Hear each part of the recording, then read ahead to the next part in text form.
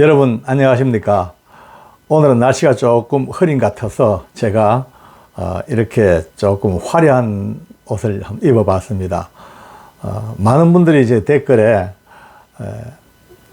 뭐 젊어 보인다, 뭐 얼굴 뭘로 다림질했냐, 뭐 이런 말씀을 많이 해가지고 괜히 제가 왕자병이 들까 싶어 좀 걱정입니다. 솔직히 말씀드려서 이 머리에 가발 하나 쓰니까 이렇게 많이 달라져 보이네요. 나중에 한번 시간 되면은 이 가발을 벗고 또 옛날 모습으로 비포 애프터를 다시 한번 보면서 한번 이렇게 산책을 할 생각도 한번 듭니다. 그날이 언제인지 모르지만 기대해 주시기 바랍니다. 어떤 분은 또 가발 쓰지 않은 옛날 모습이 더 좋다는 분들이 또 많이 계셔요.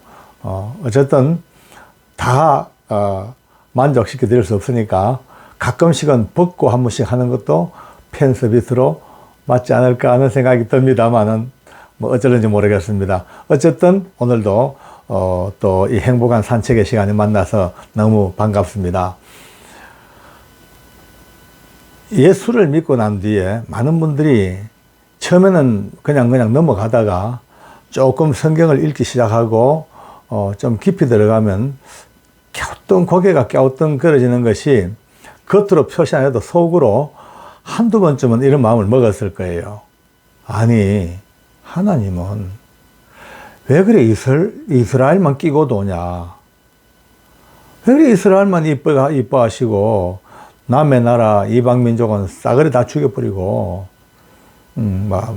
완전히 멸해버리고 그저 자나깨나 내 백성 이스라엘, 내 장자 이스라엘, 그래 이스라엘만 끼고 계시고 우리는 뭐냐 라고 하는 사람들이 참 많습니다. 특별히 중고등학교 아이들이 어머니 아버지 품에서 교회를 쭉 다니다가 자유롭게 이제 대학을 들어갑니다.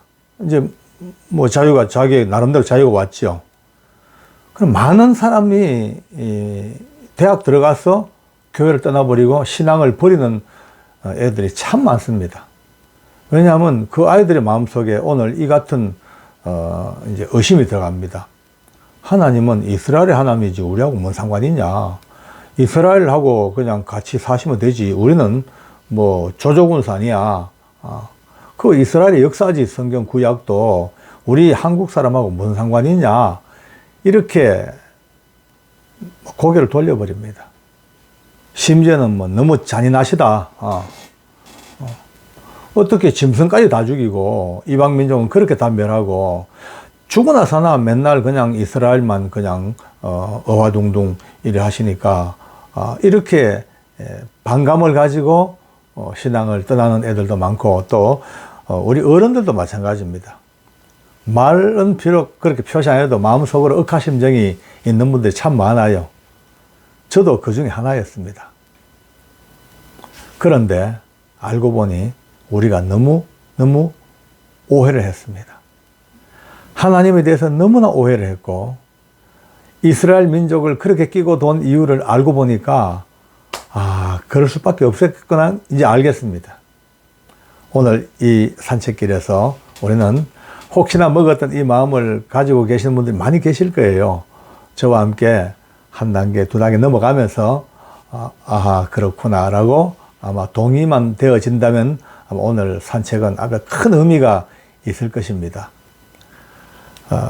대전제로 우리가 볼 때 하나님께서 이스라엘 백성을 택한 이유 중에 하나가, 이건 제 생각입니다. 첫째, 그들의 삶 자체를 하나님이 일단 이용하신 것 같아요. 그 당시에 이 아브라함을 부르시고 믿음의 역사가 시작될 그때에 이미 전 세계는 거의 다가 농경 문화가 시작됐습니다. 정착해가지고 성읍을 짓고 집을 짓고 농사를 지어가면서 거기서 난 소출로 의식주를 해결하고 그렇게 사는 정착된 농경 문화가 거의 됐을 그때에 이 이스라엘 민족들, 히브리 족속들의 어떤 그 베두인족이라 그래도 합니다만은 어쨌든 이들이 살았던 삶의 환경은 정착해서 농사를 짓는 게 아니고 유목민으로 떠돌이 삶을 삽니다. 풀 찾아다니면서 때를 지어서 가서 또 짐승 먹이고 또 떨어지면 또 옮기고 이와 같은 유목 생활. 이 생활을 아마 상징적으로 주님이 붙드신 것 같아요. 나그네 인생을 일찍이 체험하고 국가적인 이 유전인자로 DNA로 딱 심는 이 작업이 유목민의 삶, 언젠가 가야 될 본향을 향하여 정처 없이 이 땅에서 떠돌아야 하는 이 나그네의 삶을 이들의 삶에서 다시 한번 딱 잡아주시고, 두 번째, 이들이 먹는 음식은, 의식주의 음식은 농사를 안 지으니까 전부 양자 먹고 소자 먹고 염소자 먹고 이것이 그들의 주식입니다. 예를 들어서 우리 집으로 봅시다. 우리 아버님이 야 효진아 오늘 저녁 때거리 있냐 한번 알아봐라. 제가 보니까 아버지 없습니다. 다 떨어졌네. 그러니까 그러면 저 어린 새끼 양 하나 잡아라. 토실토실하게 살찐 놈 하나 잡아라 하면 예 하고 제가 나가서 동생들과 함께 양을 끌고 옵니다. 음매 끌고 가가지고 잡아서 딱 목을 따고 피를 빼고 털을 벗기고 삶아 먹든지 구워 먹든지 드디어 그 횃불 밑에 둘러앉아가지고 뜯어 먹습니다. 또 며칠 지납니다. 효진아 며칠 전 잡은 양 남았나? 다 먹었는데요. 또 한 마리 잡아라. 야, 이번에 염소 한 마리 잡아라. 예, 알겠습니다. 염소 잡아 먹습니다. 우리 집뿐이겠습니까? 이웃집도 저희 집도 모든 그 베두인족 이스라엘 족속들의 그 모든 가정마다 식사는 항상 양 잡고 소 잡고 염소 잡고 그렇게 먹고 삽니다. 몇천 년 동안. 그 몇천 년 동안 그 이 민족의 머릿속에 자연적으로 생활과 삶과 생명의 그 카테고리 속에서 입력된 DNA는 내가 먹고 살기 위해서 누군가가 죽어야 한다.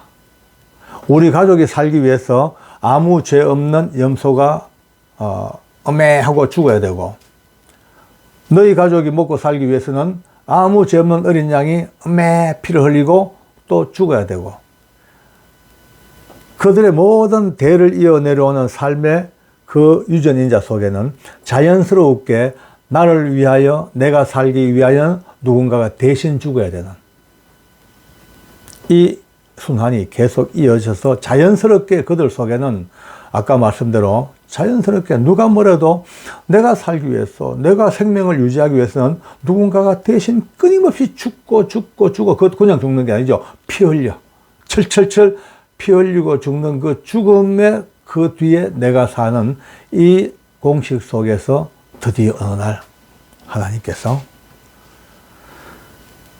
예수님을 이 땅에 보내실 때에 세례 요한이 외칩니다.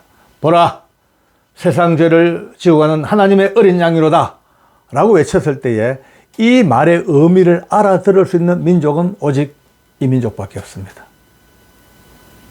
농사 짓고 먹고 사는 사람들에게는 나를 위하여 대신 죽는 하나님의 어린 양이라는 단어가 전혀 인식이 될 수가 없습니다. 이 민족에게만 주어진 어린 양의 의미, 세상 죄를 지고 가는, 지금까지는 한 가족의 생존을 위해서 죽어야 했던 양이지만 이제는 세상의 모든 죄를 짊어지고 죽으셔야 하는 하나님의 어린 양이라는 이 메시지가 떠져질 때에 자연스럽게 그 민족에게 주어지는 충격파, 하나님의 계획을 이루어 나가는 이 아름다운 공식의 마침표가 이 민족이 살았던 삶의 모습을 통하여 찍혀집니다. 또 이뿐이 아닙니다. 이 민족에서는 언어가, 글자가, 히브리어가, 물론 이것도 김희보 교수님으로부터 제가 배운 겁니다만 그 히브리어가 거의 변화가 없는 거예요. 옛날 언어나 지금 언어나 1000년 전, 2000년 전이나 변화가 없어. 우리나라 언어만 하더라도 많이 변하지요. 우리 세종대왕께서 한글을 만드실 때에 처음에 어찌 됐습니까? 나라 말씀이 뒷국에 달아 서로 사맞디 아니할세.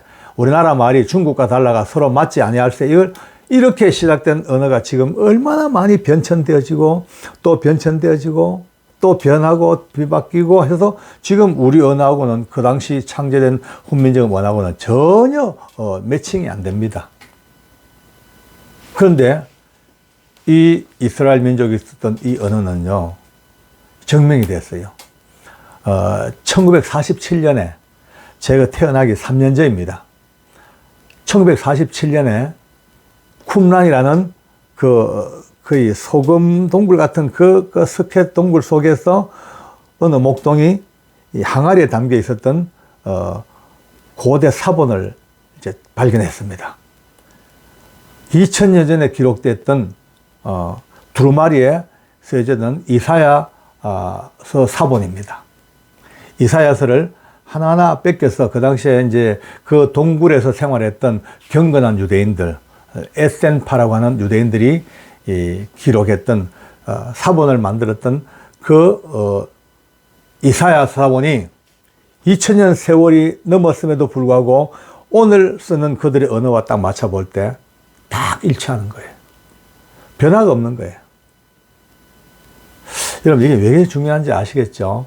하나님 말씀을 변화하는 언어에 담았다면요, 어찌 되겠습니까?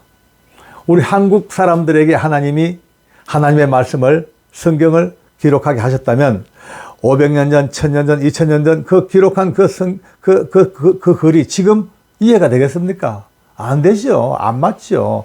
변질돼 버리죠. 뜻이, 하나님의 의도하심이. 영어도 마찬가지입니다. 세상의 모든 언어는 전부 바뀝니다. 시대를 따라, 환경을 따라, 문화에 따라서 막 바뀌는 거예요. 막 바뀌는 거예요. 근데 히브리어는 바뀌지가 않아. 불변의 언어 속에 하나님 말씀을 심으시는 거예요. 그래야만이 내가 너희를 사랑한다는 말씀이 1000년, 2000년 뒤에도 내가 너희를 사랑한다고 그대로 연결되지요. 만약에 변질되고 바뀌어버리면요, 하나님이 최초에 의도하셨던 하나님의 말씀이 얼마나 많이 변질돼 가지고 혼란스러워졌을까요? 그러니 이스라엘 백성을 하나님이 택할 수밖에 없는 겁니다. 문화적으로, 환경적으로, 유전적으로, 삶의 모든 것들로 봐서. 더 놀라운 사실은 이들이 종교성이 엄청 뛰어난 민족이죠. 학자들 얘기를 들어보면요, 전 세계에서 가장 뛰어난 종교성을 가진 두 민족이 있는데, 첫째 이스라엘 민족, 두 번째 한국 민족.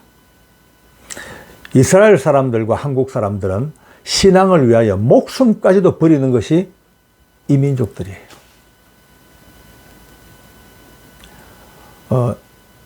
그 유대 역사에 아팠던 역사가 있습니다. 그 열국의 틈바구니에서 로마의 핍박을 받고 또 시리아의 핍박을 받고 애굽의 핍박을 받고 그 가운데서 결국은 이제 속국으로 밀려 그냥 완전히 성전까지 돼지피를 뿌려놓고 이런 때에 드디어 분노했던 이스라엘 민족들이 독립운동을 일으킵니다. 그래서 승승장구도 하기도 했고, 그런데 결국은 마사다라는 요새가 있어요. 마사다 요새, 아주 고원지대처럼 이렇게 되는 마사다 요새에서 항전을 하고 있습니다. 그런데 안식일 날 적군들이 쳐들어왔습니다. 안식일은 유대인들에게 싸워서 안 되는 날입니다. 물건도 못 움직이고 가만히 누워서 그냥 편안하게 누워서 정말 안식을 취하는 것이 안식일입니다. 그 안식일에 적군들이 올라온 거예요. 파수꾼이 봐도 반항을 하지 않습니다. 왜? 안식일 날 싸우면 안 되니까. 죽었으면 죽었지. 하나님의 율법을 지켜야 되지. 내 생명 하나 살려고 율법을 어길 수가 없다는 것이 이들의 종교적인 신념입니다. 얼마나 많은 군사가 가만히 드러누워서 적군들이 올라와가 창을 들고 자기 가슴을 찌르는 순간까지도 저항하거나 방패로 맞거나 하지 아니하고 안식일 하나 때문에 누워서 그 창을 받아서 죽은 이가 얼마나 많은지 모릅니다. 물론 그 이후에 또 법이 바뀌었대요. 안식일을 하더라도 생명을 위해서 또 적군에게는 저항해서 전쟁을 해도 된다는 쪽으로 바뀌긴 바뀌었답니다만은 어쨌든 그런 민족입니다. 그런 민족을 하나님이 들어 쓰실 수밖에 없습니다. 그런데 이것으로만은 다 우리가 납득이 안 됩니다. 그래도 물론 좋긴 좋습니다. 알긴 알겠는데 그래도 우리는 억울하다. 왜 이스라엘 민족만 택했냐 그러면은 라고 또 항변할 수밖에 없습니다. 이런 이유는 알겠지만은 그래도 억울하다는 뭔가. 근데요, 우리가 억울할 게 없습니다. 절대 없습니다. 하나님께서 이스라엘 민족을 애굽 땅에서 끄집어내시고 제일 첫 번째 하신 말씀이 이거 귀를 기울여. 출애굽기 19장에서 보면요, 한번 찾아보셔야 됩니다. 여러분들 꼭 찾아보세요. 출애굽기 19장 5절 찾으면 하나님께서 이 이스라엘 민족을 그 애굽 땅에서 홍해를 가르시고 짜자잔 하면서 엄청난 천지가 진동하는 기적 같은 이 일을 행하시고 끄집어내자마자 드디어 하나님이 모세를 통하여 선포하십니다.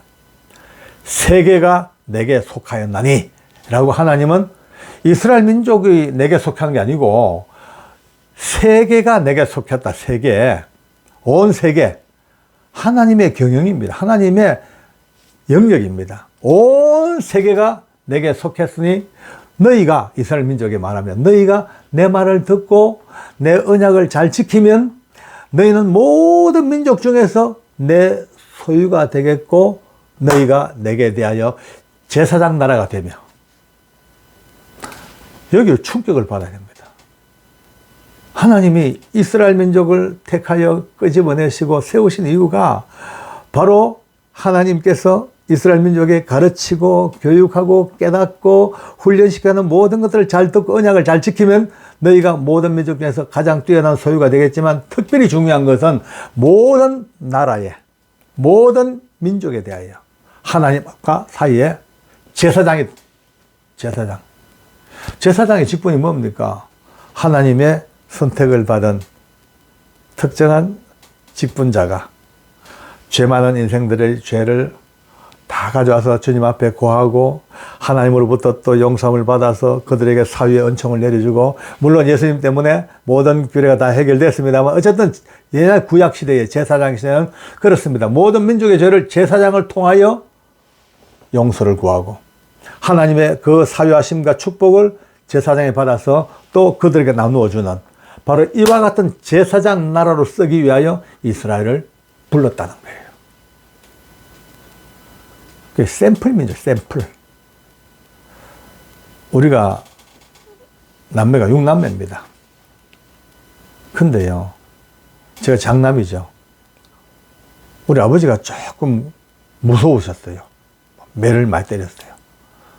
우리가 뭐 잘못할 때 많잖아요. 그러면 전부 집합해가 모여요. 벌벌벌 떨고 모이죠, 동생들하고. 그러면 아버지 딱 막 꾸중하시고는 너 효진 나와! 효진이. 제가 장남이니까 나옵니다. 엎드려! 막 칩니다, 그냥 막. 피가 나와도 때리면 팍! 막 맞죠. 온 집안에 그냥 제 고함 소리와 아버지의 맷소리가 등천을 합니다. 그러면요, 내 동생들은요, 그 모습을 보면서 바짝 쫄아가지고 막 전부 막 팍!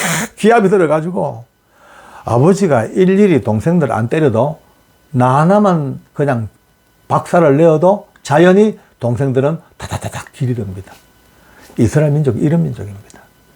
하나님께서 그 많은 온 세계가 다 내게 속했는데 일일이 온 세계를 다 내 건드릴 게 아니고 이스라엘 민족을 딱 내 장자로 삼아서 너를 내가 가르치고, 말 안 들으면 두드려 패고, 말 안 들으면 그냥 노예가 되고, 말 안 들으면 나라가 박살나고, 또 말 안 들으면 이방 민족에 팔려갔다가 그러나 또 기도하고 돌아오면 또 다시 회복시켜주고, 이와 같은 하나님의 큰 역사를 이스라엘 민족에게 보여주면서 수많은 열방들이, 동생들이 전부 다 큰형님, 믿음의 큰형님 이스라엘 민족이 돌아가는 모습을 보면서 아, 저러면 안 되겠구나, 저러면 저렇게 사네, 저렇구나 깨달아 결국은 이스라엘 민족을 통하여 주시는 제사장의 마지막 끝머리에 예수 그리스도가 따당 나타나셔서 예수 그리스도야말로 온 우주의 제사장으로서 우리 모든 죄를 다 구속하시고 용서하시는 그 엄청난 역사가 그 이스라엘 민족을 통하여 마지막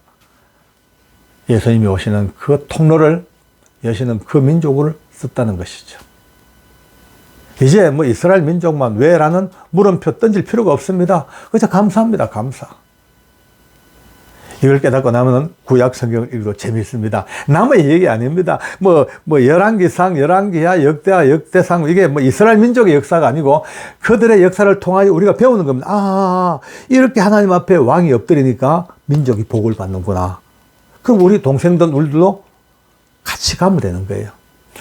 이러니까 혼찌금 나는구나. 아이고, 우리 하면 안 되겠다.